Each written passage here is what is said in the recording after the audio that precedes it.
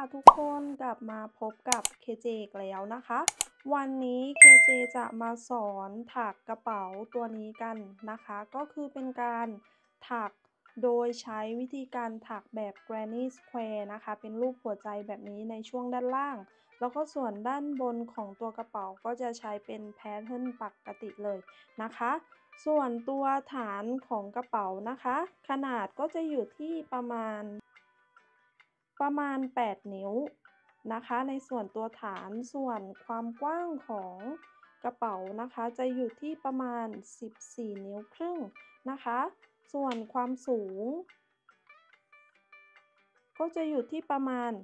11นิ้ว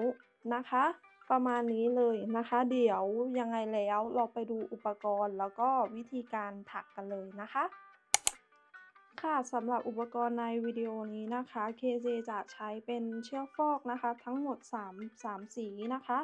สีแรกก็จะเป็นสีเหลือบนะคะสีนี้คือ KJ จะใช้เยอะที่สุดนะคะต้องบอกก่อนนะคะว่าน้ำหนักกระเป๋าโดยรวมนะคะจะอยู่ที่370กรัมนะคะอันนี้ก็ขึ้นอยู่กับเพื่อนๆว่า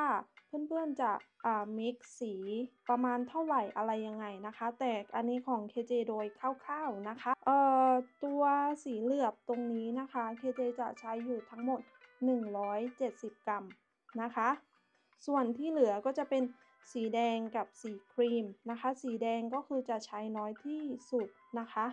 ก็น้ำหนักโดยรวมของไหมนะคะทั้งกระเป๋าจะอยู่ที่370กรัมอันนี้เพื่อนๆก็ลองเอาไปกะประมาณดูนะคะต่อไปนะคะเข็ม KJ จะใช้เข็มของทิวลิปนะคะเบอร์5/0หรือว่า3มิล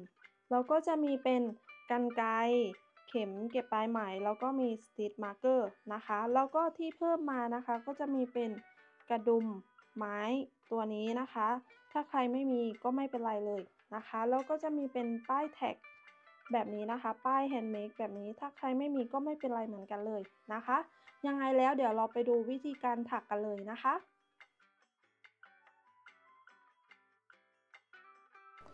ค่ะเริ่มต้นนะคะเราก็จะมาเริ่มต้นในส่วนของหัวใจตรงกลางตรงนี้กันก่อนเลยนะคะก็เริ่มต้นเราก็จะพันเมจิกลิงค่ะ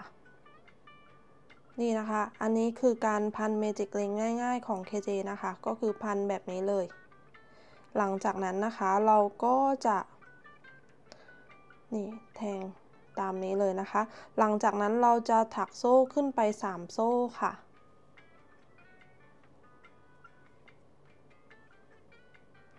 จากนั้นก็ใช้ Stitch Marker นะคะมาร์กตรงโซ่ที่3ไว้นะคะตรงโซ่3ตรงนี้เราจะนับเป็น1หลักนะคะหลังจากนั้นเราจะถัก F นะคะลงไปในห่วงตรงนี้นะคะทั้งหมด11 F ค่ะ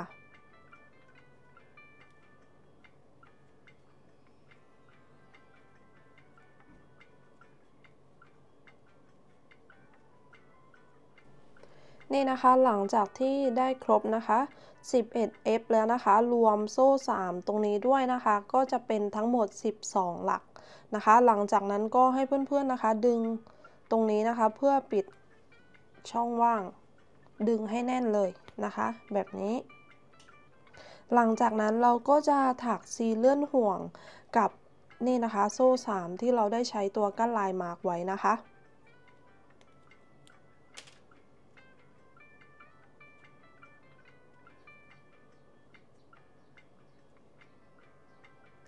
นี่นะคะแถวที่1เสร็จแล้วก็จะออกมาประมาณนี้เลยนะคะค่ะต่อไปแถวที่2นะคะเราจะข้าม2หลักนะคะก็คือ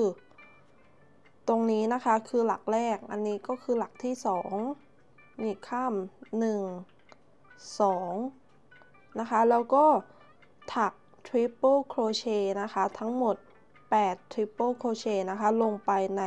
หลักที่3นะคะหลักแรกก็คือหลักที่เราถักซีเลื่อนห่วงอะค่ะแล้วก็หลักที่2ข้ามนะคะแล้วก็มาถักลงในหลักที่3 8 Triple Crochet นะคะก็คือพันเข็ม2ครั้งแบบนี้นะคะแล้วก็แทงลงไปในหลักที่3เกี่ยวไหมขึ้นมาเกี่ยวไหมลอดผ่าน2ห่วงครั้งที่1 เกี่ยวไหมลอดผ่าน2ห่วงครั้งที่2เกี่ยวไหมลอดผ่าน2ห่วงครั้งที่3อันนี้ก็คือ triple crochet นะคะหลังจากนั้นก็ให้เพื่อนๆใช้ stitch marker นะคะมาร์กไว้นะคะเพราะว่าตรงนี้จะเป็นหลักแรกของแถวที่2นะคะจากนั้นก็ถักต่อไปเลยนะคะให้ครบทั้งหมด8หลักนะคะหรือว่า8 triple crochet นะคะ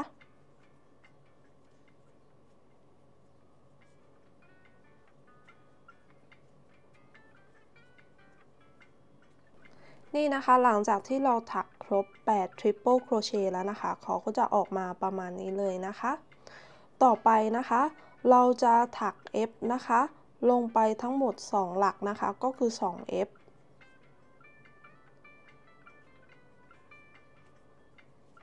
F ที่1 F ที่2นี่นะคะจากนั้นนะคะต่อไปในหลักถัดไปนะคะเราจะถัก1 F แล้วก็1 triple crochet นะคะลงไปในหลักเดียวกันในหลักถัดไปนะคะก็เราจะถัก1 F ลงไปก่อนค่ะจากนั้นนะคะ triple crochet ค่ะลงไปในหลักเดียวกันนะคะ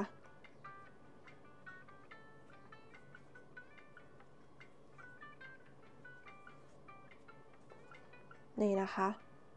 หลังจากนั้นนะคะเราก็จะถักโซ่1ตรงนี้นะคะก็คือจะเป็นตรงจะงอยนะคะตรงแหลมๆของหัวใจนะคะต่อไปในหลักถัดไปนะคะเราจะถัก1 triple crochet แล้วก็1 F นะคะลงไปในหลักเดียวกันเราก็จะถัก1 triple crochet นะคะลงในหลักถัดไป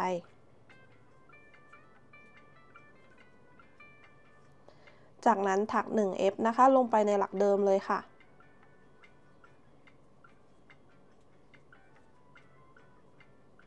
นี่นะคะหลังจากนั้นเราจะถัก2 F นะคะ F ที่1ลงในหลักถัดไปแล้วก็อีก1 F นะคะลงไปในหลักถัดไป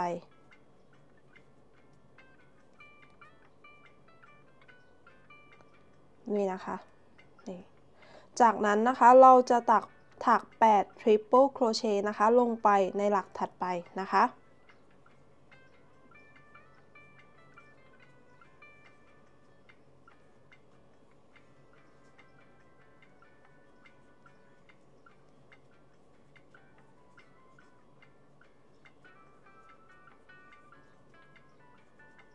นี่นะคะหลังจากที่เราถักครบ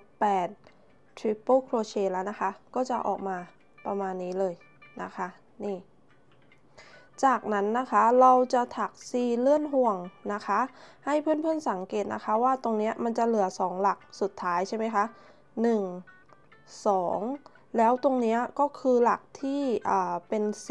นะคะก็คือเป็นหลักระหว่างกลางให้เราถักซีเลื่อนห่วงลงตรงนี้นะคะอันนี้คือหลักแรกของแถวอันนี้คือหลักสุดท้ายให้เราถักซีเลื่อนห่วงหลักตรงกลางตรงนี้นะคะนี่ก็คือเว้น2หลัก1 2แล้วก็ถักซีเลื่อนห่วงตรงหลักตรงนี้นะคะนี่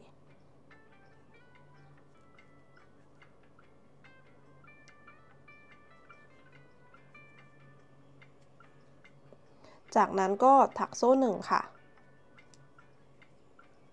แล้วก็ตัดไหมได้เลย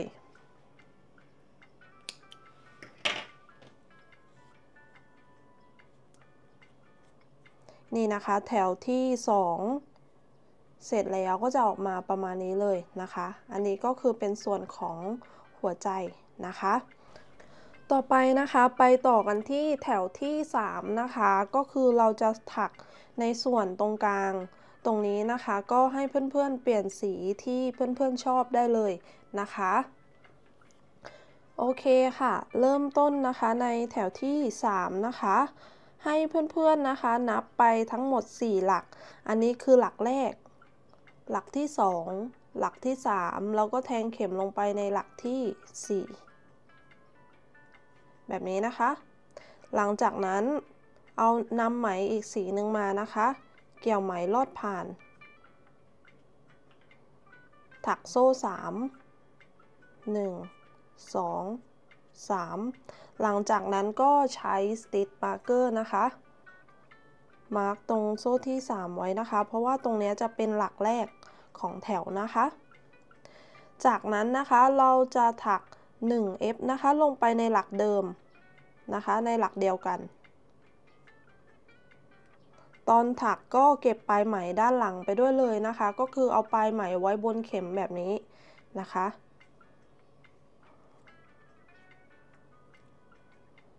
นี่จากนั้นนะคะเราจะถักทีค่ะลงไปในหลักถัดไปถัก 1x ค่ะลงไปในหลักถัดไปจากนั้น1ทีลงในหลักถัดไปค่ะ1F ค่ะลงในหลักถัดไปจากนั้นนะคะเราก็จะถัก Triple Crochet ค่ะลงไปในหลักถัดไป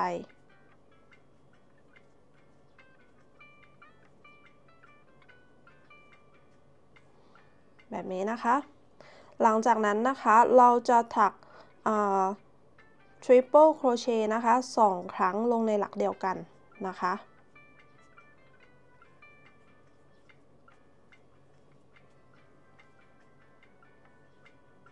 ลงในหลักเดิมนะคะ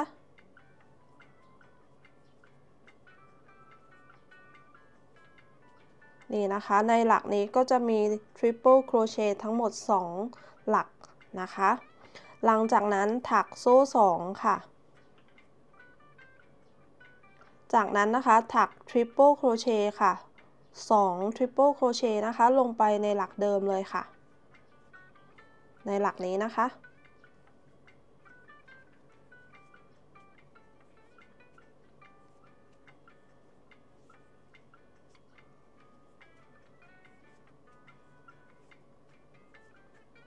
นี่นะคะตรงนี้นะคะก็จะเป็นมุมโค้ง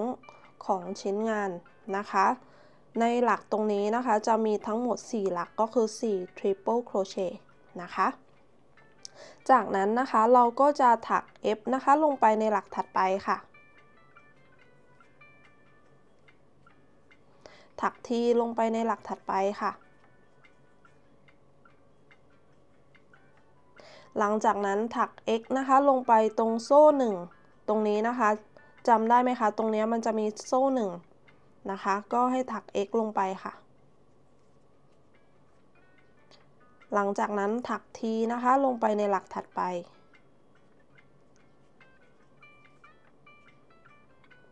ถัก 1f ลงไปในหลักถัดไปค่ะจากนั้นถักtriple crochet นะคะ2 ครั้งลงในหลักเดียวกันในหลักถัดไปนะคะ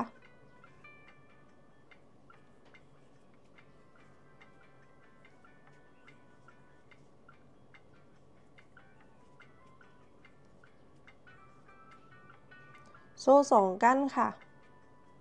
หลังจากนั้นถัก triple crochet นะคะลงไปในหลักเดิมตรงนี้นะคะอีก2 ครั้งค่ะ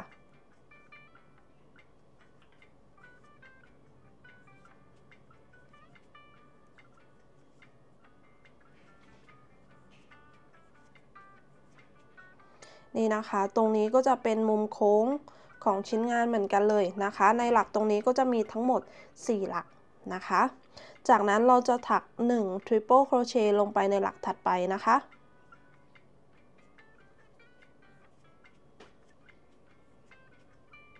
จากนั้นถัก 1F ค่ะลงไปในหลักถัดไปนะคะ1 ทีค่ะหลังจากนั้นถัก x ค่ะแล้วก็1 ทีนี่นะคะหลังจากนั้นเราจะถัก 2F นะคะลงในหลักเดียวกันในหลักถัดไปตรงนี้นะคะ1 2หลังจากนั้นโซ่2กั้นค่ะแล้วก็ถักอีก 2F นะคะลงไปในหลักเดิมค่ะ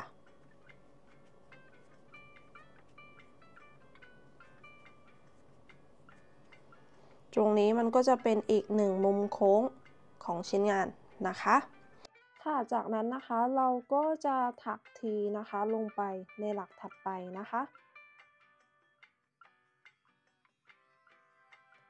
จากนั้นนะคะเราจะถัก A นะคะก็คือ2หลักรวบเข้าด้วยกันแบบนี้นะคะก็คือพันเข็มแทงลงไปในหลักถัดไปเกี่ยวไหมขึ้นมาเกี่ยวไหมลอดผ่าน2ค้างไว้แบบนี้นะคะหลังจากนั้นพันเข็มแทงลงไปในหลักถัดไปเกี่ยวไหมขึ้นมาเกี่ยวไหมลอดผ่าน2จะเหลือ3ห่วงแบบนี้ให้ลอดผ่านทั้งหมดเลยค่ะนี่ จากนั้นนะคะเราจะถักนะคะ Triple Crochet นะคะลงไปในระหว่างกลางตรงนี้นะคะตรงที่เราถักซีเลื่อนห่วงนะคะระหว่างกลางในอันนี้หลักสุดท้ายกับหลักแรกนะคะอันนี้หลักแรกอันนี้หลักสุดท้ายแล้วก็ระหว่างกลางตรงนี้นะคะก็ถัก Triple Crochet ลงไปค่ะ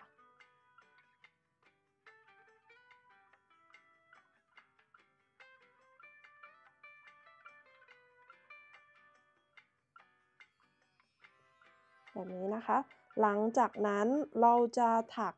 A นะคะก็คือ2หลักรวบเข้าด้วยกันนะคะในฝั่งนี้พันเข็มแทงลงไปในหลักถัดไปเกี่ยวไหมขึ้นมาเกี่ยวไหมลอดผ่าน2พันเข็มแทงลงไปในหลักถัดไปค่ะเกี่ยวไหมขึ้นมาเกี่ยวไหมลอดผ่าน2เกี่ยวไหมลอดผ่าน3แบบนี้นะคะ หลังจากนั้นเราจะถักทีลงไปในหลักสุดท้ายค่ะ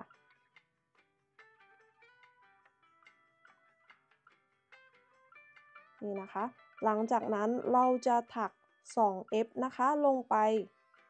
นี่นะคะตรงหลักแรกตรงนี้นะคะที่เราเริ่มต้น 1F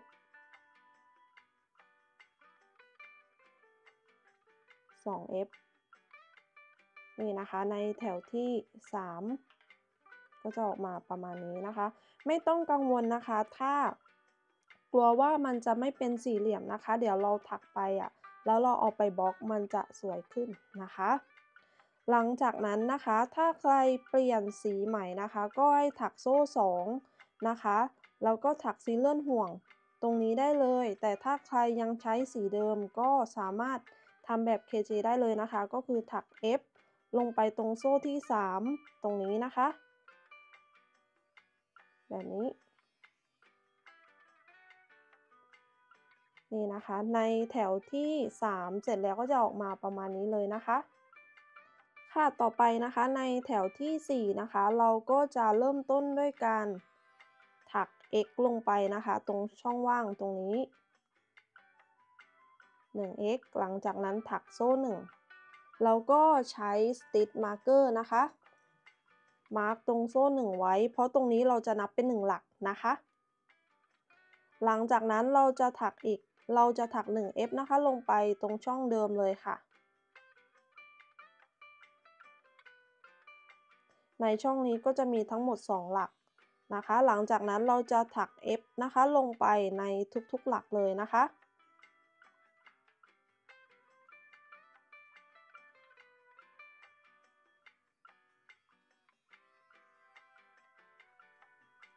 นี่นะคะพอเราถักมาจนถึงมุมโค้งตรงนี้นะคะก็ให้เราถัก 2F ลงไปก่อนค่ะ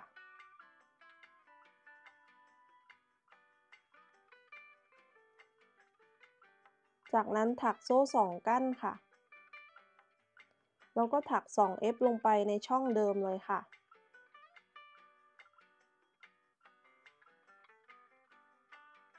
จากนั้นเราก็ถัก F นะคะลงไปในทุกๆหลักเลยเราจะถักแบบนี้นะคะวนรอบชิ้นงานเลยนะคะแล้วเดี๋ยวเรากลับมาเจอกันอีกทีหนึ่งนะคะ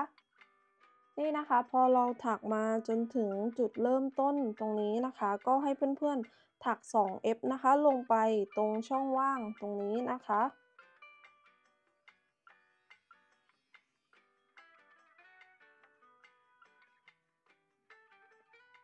นี่นะคะ แบบนี้นะคะ ถ้าใครไม่เปลี่ยนสีในแถวถัดไปนะคะ ก็สามารถถัก F นะคะลงไปตรง โซ่1ตรงนี้ที่เราได้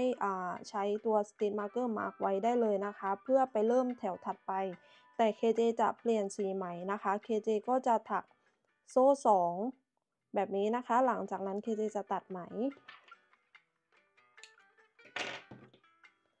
เราก็ใช้เข็มเก็บปลายไหมนะคะ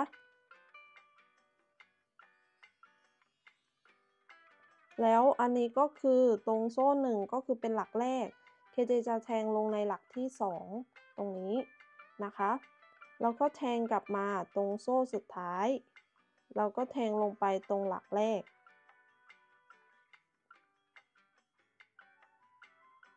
นี่เห็นไหมคะมันก็จะมาเป็นนี่หลักนะคะงานมันก็จะดูแบบไม่มีรอยต่อนะคะจากนั้นก็เก็บปลายไหม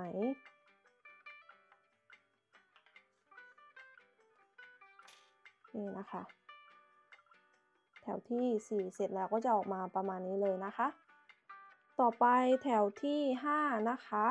ตรงนี้ค่ะเพื่อนๆสามารถเริ่มต้นได้ทุกมุมเลยนะคะไม่ว่าจะเป็นมุมไหนก็เริ่มต้นได้หมดเลย KJ จะเริ่มต้นจากตรงนี้นะคะก็ให้เราแทงเข็มแล้วก็เกี่ยวไหมลอดผ่านแบบนี้ถักโซ่1ล็อกนะคะหลังจากนั้นเราก็จะถัก X นะคะวนรอบชิ้นงานเลยนี่สำหรับมือใหม่ก็ใช้ Stitch Marker นะคะมาร์กตรง X แรกไว้เหมือนเดิมเลยนะคะหลังจากนั้นเราก็จะถัก X นะคะลงไปในทุกๆหลักเลยค่ะ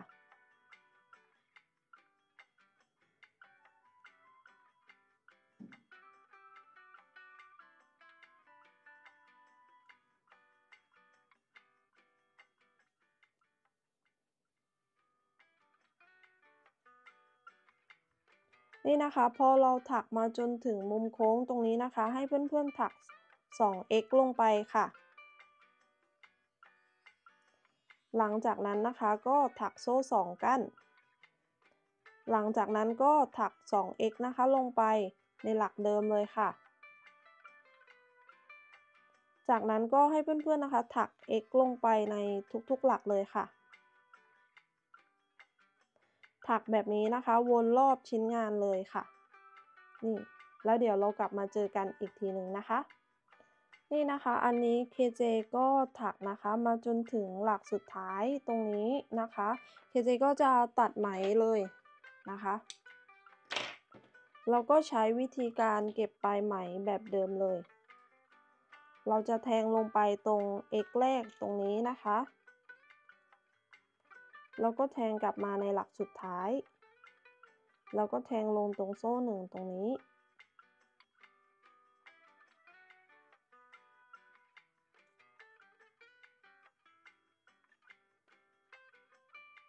แบบนี้นะคะแล้วก็เก็บปลายไหมได้เลย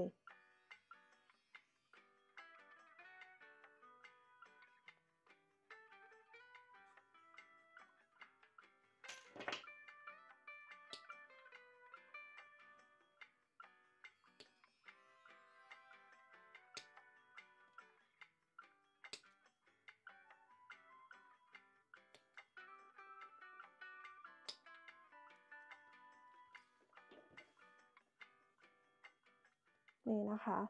เสร็จแล้วก็จะออกมาประมาณนี้เลยนะคะจากนั้นนะคะถ้าใครที่มีตัวนี้นะคะเอาไว้บล็อกงานนะคะก็สามารถบล็อกได้เลยนะคะ KJ จะใช้ทั้งหมดนี่นะคะตรงนี้นะคะ9จุดฝั่งนี้ก็9จุดเหมือนกันนะคะก็ใช้บล็อกแบบนี้เลยให้ชิ้นงานมันเป็นทรงมากขึ้นนะคะถ้าใครไม่มีก็ไม่เป็นไรนะคะสามารถใช้กระดาษแข็งนะคะแล้วก็ใช้ไม้ลูกชิ้นนะคะทำได้เหมือนกันเลยนะคะนี่งานมันก็จะออกมาสวยแบบนี้เลยนะคะเราจะทำนะคะทั้งหมด12ชิ้นนะคะถ้าใครอยากได้แผ่นใหญ่กว่าของ KJ นะคะก็ในช่วงขั้นตอนแถวที่4อะค่ะในแถวที่5 6 7นะคะก็ให้ถักเพิ่มขยายขึ้นไปเหมือนแถวที่4อะค่ะนะคะถ้า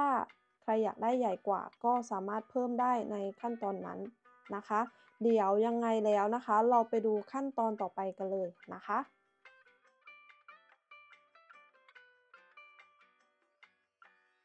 โอเคค่ะ ต่อไปนะคะ KJ จะมาสอนวิธีการเชื่อมต่อชิ้นงานเข้าด้วยกันนะคะ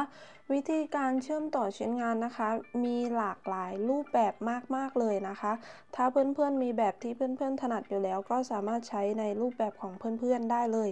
นะคะ แต่ถ้าใครอยากใช้ในแบบของ KJ ก็สามารถตามได้ในวิดีโอนี้เลยนะคะ วิธีการเชื่อมต่อนะคะ เราจะเชื่อมต่อ4แผ่นแบบนี้นะคะ1ชุดหลังจากนั้นนะคะก็เริ่มต้นนะคะก็ให้เพื่อนๆนะคะนำไหมมานะคะเคเจจะใช้เป็นสีเหลือบเหมือนเดิมเลยนะคะหลังจากนั้นก็พันสลิปน็อตแบบนี้นะคะแล้วก็เราจะนำแผ่นมานะคะให้หัวใจตั้งแบบนี้นะคะแล้วเราจะเอาหลักที่เป็นโซ่ตรงนี้มันจะมีโซ่2โซ่ใช่ไหมคะให้เราแทงลงตรงโซ่บนนี่ตรงโซ่ตรงนี้หลังจากนั้นนะคะเราก็จะเอาอีกแผ่นหนึ่งมาแล้วเราจะเลือกฝั่งนี้นะคะที่มันเป็นโซ่อันนี้เป็น F เป็น X หลักแรกตรงนี้จะเป็นโซ่เราก็จะเลือกตรงโซ่นะคะเกี่ยวเส้นบนแบบนี้นะคะหลังจากนั้นก็เกี่ยวไหมตรงนี้นะคะลอดผ่านทั้ง2ห่วงเลยค่ะ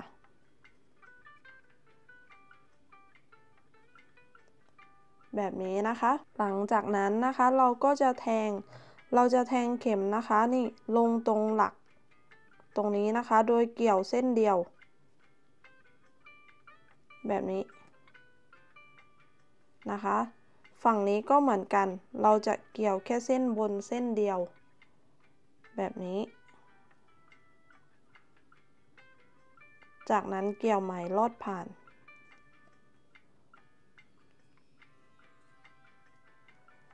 นี่แบบนี้นะคะก็เกี่ยวในหลักถัดไปนะคะเกี่ยวเส้นเดียวเส้นบนเส้นเดียวแบบนี้นะคะหลังจากนั้นก็เกี่ยวเส้นบนเส้นเดียวของอีกฝั่งหนึ่งเหมือนกันแบบนี้เกี่ยวไหมลอดผ่านนี่เกี่ยวเส้นบนเส้นเดียวนะคะแบบนี้อีกฝั่งหนึ่งก็เหมือนกันแบบนี้เกี่ยวไหมลอดผ่านนี่นะคะเราจะถักนี่นะคะมาจนถึงนี่ตรงนี้เลยแล้วเดี๋ยวเรากลับมาเจอกันอีกทีหนึ่งนะคะค่ะนี้นะคะ KJ ก็ถักนะคะมาจนถึงตรงนี้แล้วนะคะก็ถ้าไม่ได้ถักแบบ4ชิ้นต่อกันแบบนี้นะคะก็ให้เพื่อนๆนะคะถักโซ่1แล้วก็ตัดไหมได้เลยนะคะก็จะออกมาแบบนี้นะคะแต่ถ้าเพื่อนๆถักแบบต่อ4ชิ้นนะคะก็ให้เพื่อนๆนะคะจับชิ้นที่3ขึ้นมานะคะแล้วก็ทำเหมือนเดิมเลยค่ะตรงมุมตรงนี้นะคะมันจะมี2โซ่ใช่ไหมคะให้เลือกโซ่ฝั่งนี้นะคะแล้วเราก็จะแทงแค่เส้นเดียวเส้นบนแบบนี้นะคะแล้วฝั่งนี้ก็เหมือนกันเลยค่ะตรงมุมมันจะมี2โซ่ใช่ไหมคะให้เลือกโซ่ฝั่งนี้นะคะแล้วก็เกี่ยวด้านบนเส้นเดียวแบบนี้นะคะหลังจากนั้นก็เกี่ยวไหมลอดผ่านนะคะแบบนี้หลังจากนั้นก็เพื่อนๆก็ถักต่อขึ้นไปได้เลยนี่นะคะ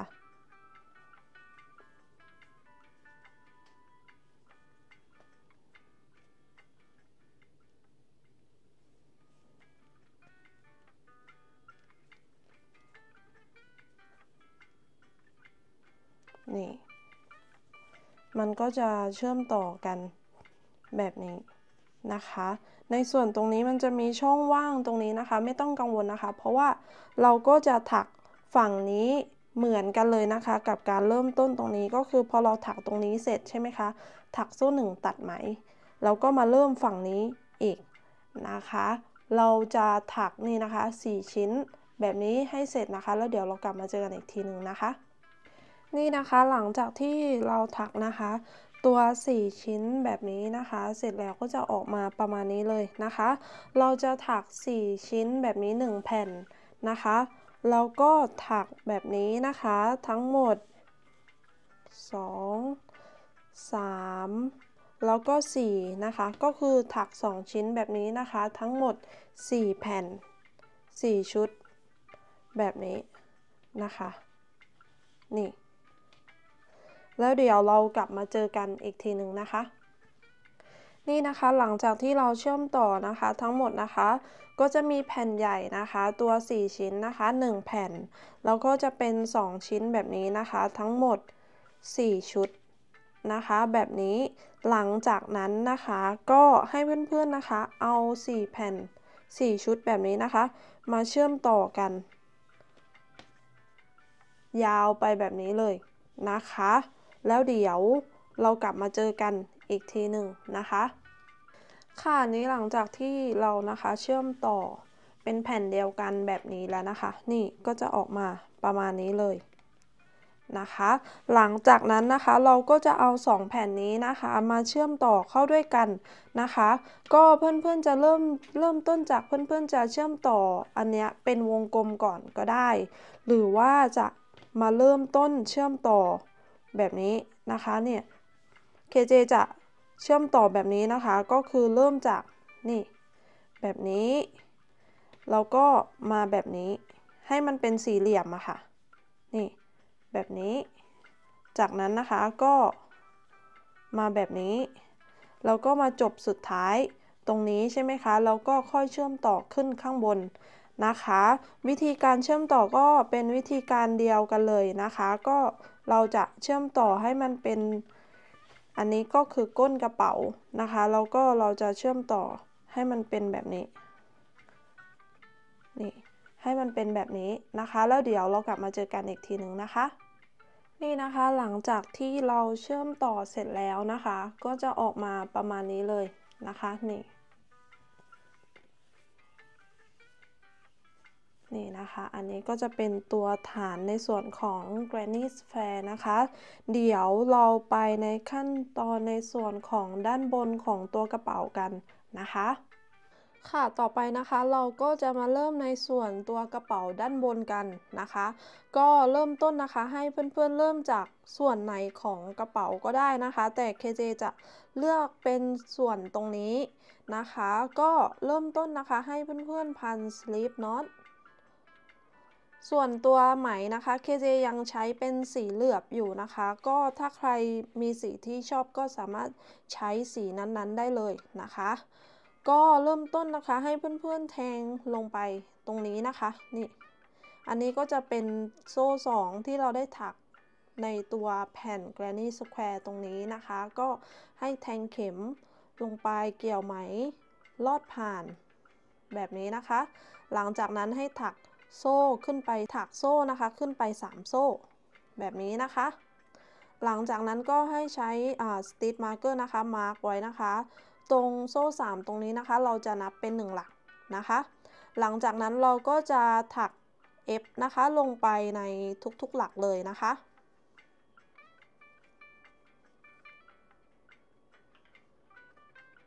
ตอนที่เราถักอะค่ะให้เราถักเก็บปลายไหมตรงหัวตรงนี้ไปด้วยเลยนะคะหรือเพื่อนๆจะเก็บตอนหลังจากถักเสร็จก็ได้เหมือนกันนะคะก็ถัก F นะคะลงไปในทุกๆหลักเลยค่ะ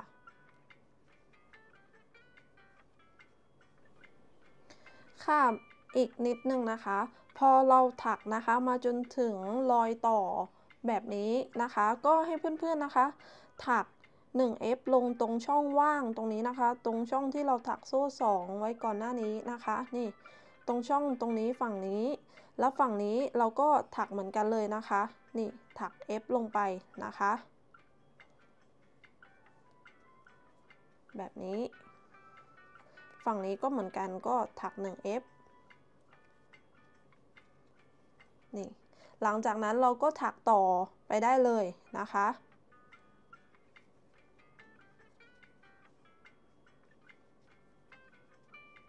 นี่นะคะถักวนรอบเลยนะคะแล้วเดี๋ยวเรากลับมาเจอกันอีกทีหนึ่งนะคะตอนที่เราถึงตรงนี้แล้วนะคะค่ะนี้หลังจากที่เราถัก F นะคะวนรอบชิ้นงานแล้วนะคะก็จะออกมาประมาณนี้เลยนะคะหลังจากนั้นนะคะเราก็จะถักซีเลื่อนห่วงกับโซ่3นะคะ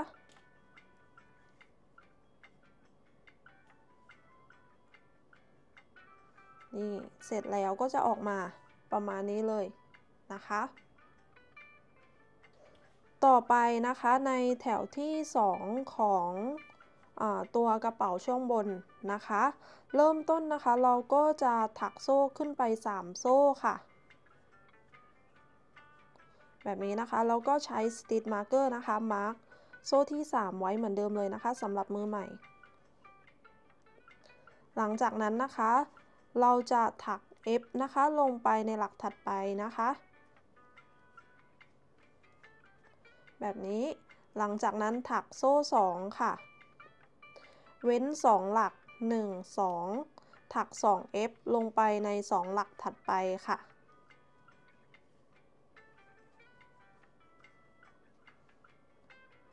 แบบนี้นะคะหลังจากนั้นถักโซ่2เว้น2หลักถัก2 F ใน2หลักถัดไปค่ะ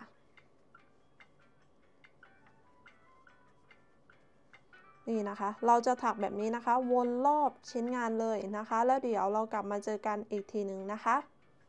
นี่นะคะหลังจากที่เราถักวนรอบแล้วนะคะพอมาถึงชุดสุดท้ายนี่นะคะเห็นไหมคะว่ามันจะเหลือ2หลักสุดท้ายพอดีนะคะเราก็จะถักโซ่2หลังจากนั้นก็ถักซีเลื่อนห่วงกับโซ่3นะคะ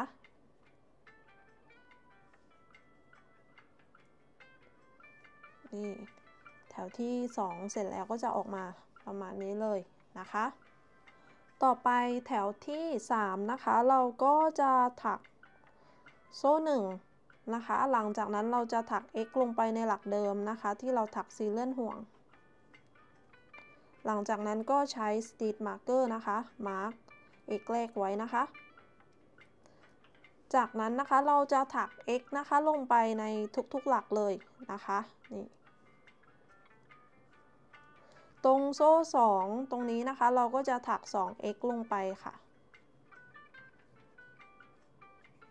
จากนั้นก็ถัก x ลงไปในทุกๆหลักเลยนะคะ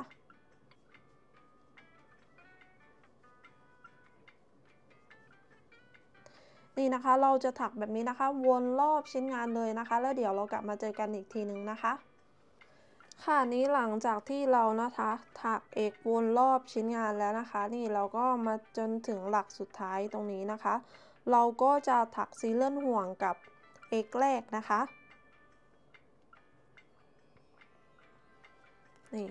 แถวที่3เสร็จแล้วก็จะออกมาประมาณนี้เลยนะคะในแถวที่4ขึ้นไปนะคะเราจะถักเหมือนแถวที่2กับแถวที่3สลับกันนะคะในแถวที่4เราก็จะถักเหมือนแถวที่2เลยนะคะก็คือถักโซ่3หลังจากนั้นก็ถัก x นะคะแล้วก็โซ่2เว้น2หลักถัก2 f นะคะก็คือเราจะถัก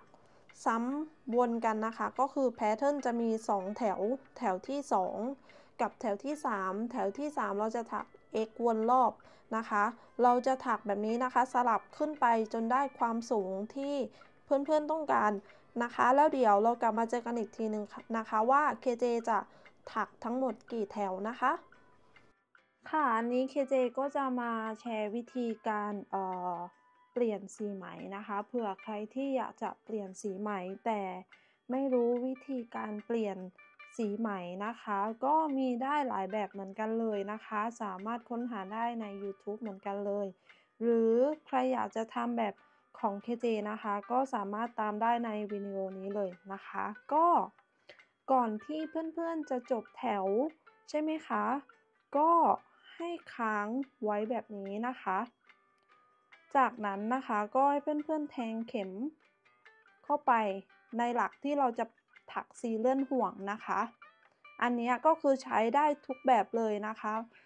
ไม่ใช่แค่เฉพาะจบโซ่2นะคะไม่ว่าจะเป็นF X หรืออะไรก็แล้วแต่นะคะก็คือเราจะเปลี่ยนสีใน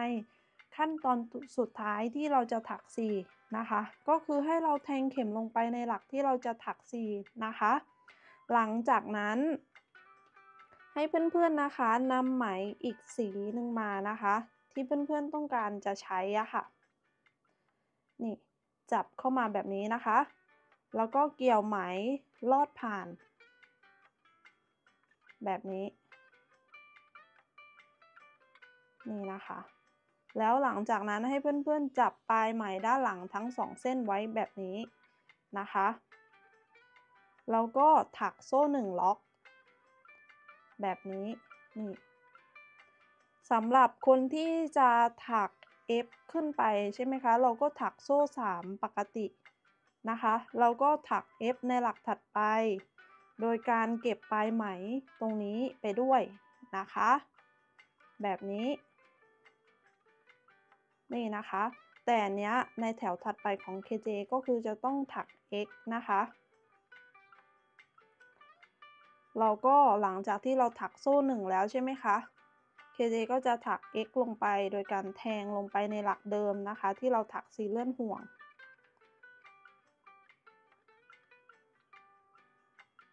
แบบนี้นี่นะคะด้านหลังนี่ถ้ามันไม่แน่นเราก็ดึงให้ไหมมันแน่นขึ้นมาแบบนี้นะคะหลังจากนั้นเราก็จะถัก X ลงไปในทุกๆหลักโดยถักเก็บปลายไหมเอาปลายไหมไว้บนเข็มแบบนี้นะคะแล้วก็เกี่ยวไหมขึ้นมาเกี่ยวไหมลอดผ่านนี่นะคะหลังจากนั้นเราก็ถัก X ไปได้เลยนะคะแบบนี้นี่แต่อย่าลืมถักเก็บปลายไหมด้านหลังไปด้วยเลยนะคะแบบนี้พอเราถักมาได้สักระยะหนึ่งอะค่ะพอเราแน่ใจว่าถักมาได้สักระยะหนึ่งแล้วเราค่อยตัดปลายไหมด้านหลังออกนะคะอันนี้ก็คือเป็นวิธีการเปลี่ยนสีไหมของ KJ นะคะค่ะอันนี้ KJ ก็ถักนะคะจนได้ความสูงที่ KJ ต้องการแล้วนะคะจะอยู่ที่ทั้งหมด21แถวนะคะนับจากแถวแรกตรงนี้นะคะนี่ที่ถัก F นะคะก็จะได้ทั้งหมด21แถวนะคะในส่วนช่วงแรกตรงนี้นะคะ KJ จะตรงสีเหลือบตรงนี้นะคะ KJ จะถักอยู่ที่11แถวนะคะแล้วก็มาเปลี่ยนเป็นสีครีมสีพื้นนะคะอยู่ที่ประมาณ9แถวแล้วก็ในแถวสุดท้ายจะเปลี่ยนเป็นสีเหลือบนะคะก็อยู่โดยรวมแล้วนะคะก็จะอยู่ที่21แถวนะคะก็ถ้าใครอยากได้สูงกว่านี้นะคะก็ให้ถักเพิ่มขึ้นไปอีกนะคะแต่อันเนี้ย KJ จะพอแค่นี้นะคะจากนั้นเราจะไปเริ่มในส่วนของสายกระเป๋ากันนะคะก็เริ่มต้นนะคะให้เพื่อนๆมาร์กสายก่อนนะคะก็ลองกะระยะดูนะคะ KJ จะเริ่มจากตรงนี้เลยนะคะนี่อันนี้ก็คือเริ่มสายตรงนี้นะคะก็จะเอาสักประมาณนี้นี่พอเรากะระยะดูแล้วนะคะฝั่งนี้นะคะเราก็จะนับช่องนะคะนี่2 4 6 8ช่องพอมาฝั่งนี้เราก็จะต้องให้มันเท่ากันนะคะนี่นะคะเราก็ใช้ตัว Stitch Marker นะคะมาร์กไว้แล้วก็นับไป1 2 3 4 5 6 7 8เราก็มาร์กตรงนี้ไว้นะคะ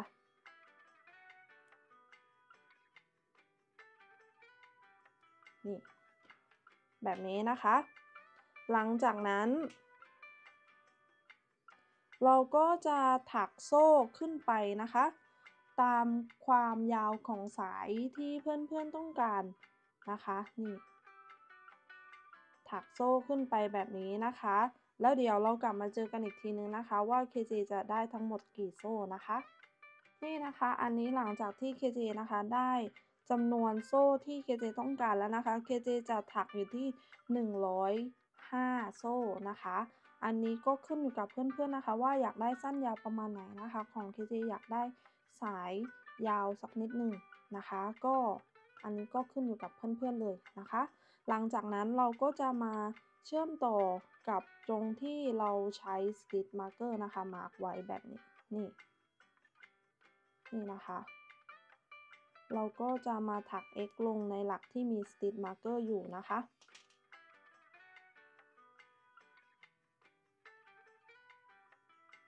แบบนี้นะคะหลังจากนั้นเราก็จะถัก x นะคะลงไปใน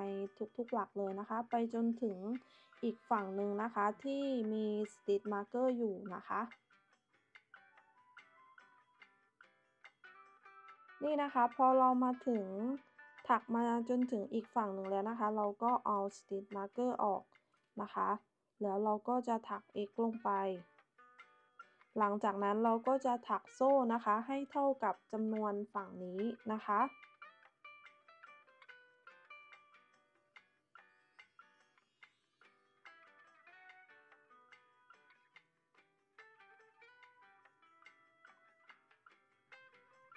นี่นะคะพอเราถักนะคะครบตามจำนวน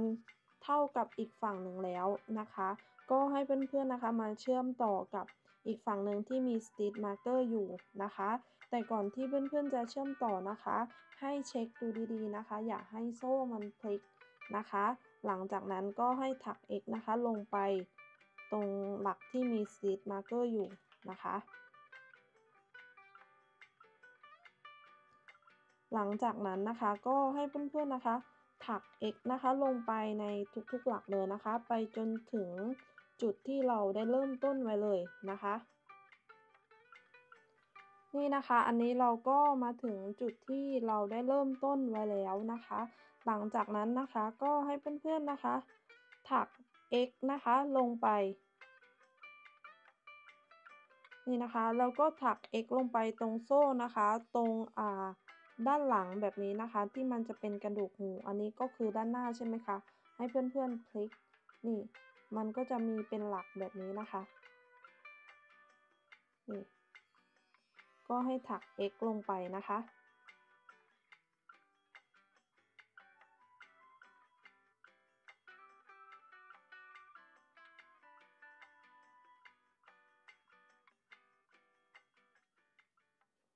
นี่นะคะเราจะถักแบบนี้นะคะมาจนถึงอีกฝั่งหนึ่งนะคะพอมาถึงอีกฝั่งหนึ่งเราก็ถัก x ปกติเลยนะคะเราจะถักแบบนี้นะคะวนรอบชิ้นงานเลยนะคะแล้วเดี๋ยวเรากลับมาเจอกันอีกทีหนึ่งนะคะ ค่ะนี้หลังจากที่เรานะคะถักวนรอบชิ้นงานแล้วนะคะนี่ก็จะออกมาประมาณนี้เลยนะคะนี่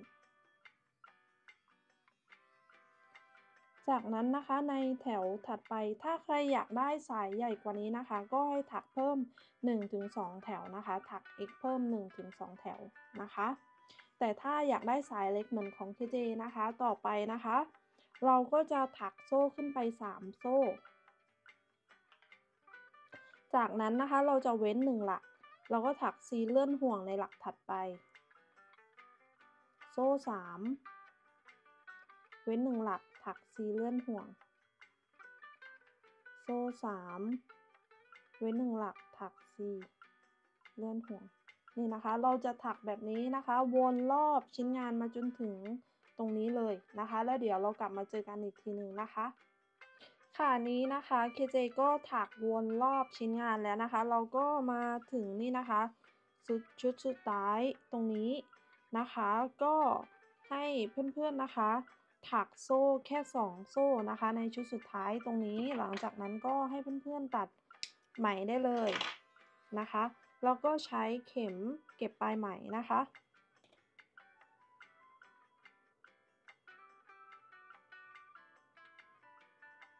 ให้เพื่อนๆนะคะแทงเข้าไปนี่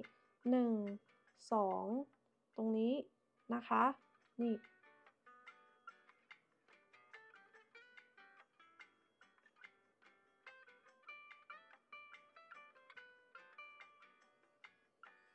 ให้เพื่อนๆนะคะแทงลงไปนะคะตรงนี้อันนี้1 2ใช่ไหมคะให้แทงลงตรงนี้หลังจากนั้นแทงกลับลงไปตรงโซ่สุดท้าย เราก็แทงนี่นะคะ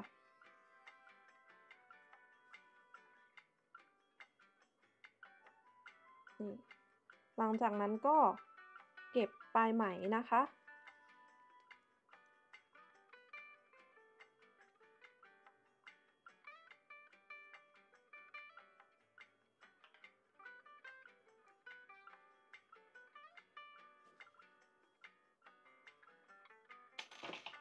เราก็ตัดไหมได้เลยนี่นะคะหลังจากที่ถักเสร็จหมดแล้วนะคะนี่ทั้งหมดก็จะออกมาประมาณนี้เลยนะคะอันนี้เคเจไปใส่กระดุมตรงนี้มาด้วยนะคะเวลาที่เราใส่ของนะคะปากกระเป๋ามันจะได้ไม่อ้านะคะอันนี้ด้านในนะคะนี่เราก็ใส่กลับไว้แบบนี้เราก็จะมีเป็นตัวแท็กแล้วก็มีที่ห้อยพวงกุญแจนิดนึงนะคะนี่เสร็จแล้วก็จะออกมาประมาณนี้เลยยังไงนะคะฝากกดไลค์แล้วก็กด Subscribe ให้ KJ ด้วยนะคะเพื่อเป็นกำลังใจให้ KJ นะคะได้ทำคลิปวิดีโอต่อๆไปนะคะยังไงแล้วไว้เจอกันใหม่ในคลิปวิดีโอหน้านะคะวันนี้สวัสดีค่ะ